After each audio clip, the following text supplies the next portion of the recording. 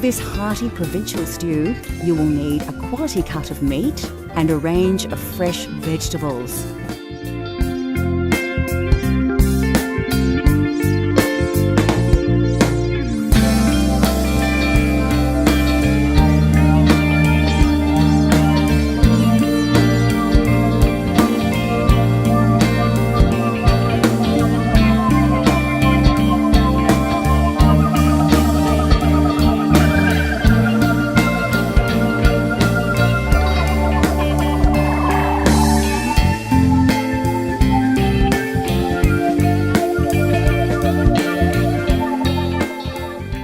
Also flavouring this dish is bouquet garni.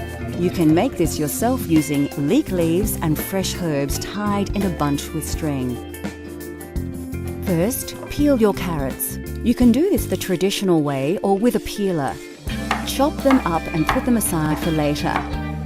Take your small onions, top and tail them, and peel them.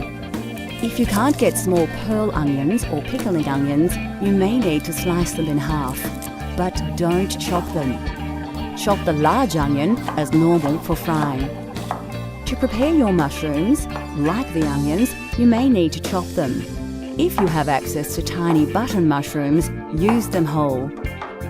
Peel and chop your garlic very fine if possible, and finely chop your parsley. You will need to slice your meat into cubes. Trim the cut if need be, but don't be too fussy. Keep the size uniform so they cook and absorb flavours evenly. Now it's time to fire up your stove. Place a pan on the heat and add some oil and butter. Ensure the pan is well coated. Place the meat cubes in the pan and brown them off. Keep turning them. You don't want to overcook the meat in the pan, just give it some nice colour and flavour.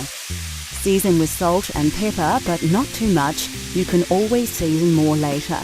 Add the carrots and some chopped onion and stir through the oils, coating the whole dish with the simmering sauce. Then place it in your pot on a low heat. Sieve some flour over the mixture and coat well. This adds texture to the dish and keeps the meat together.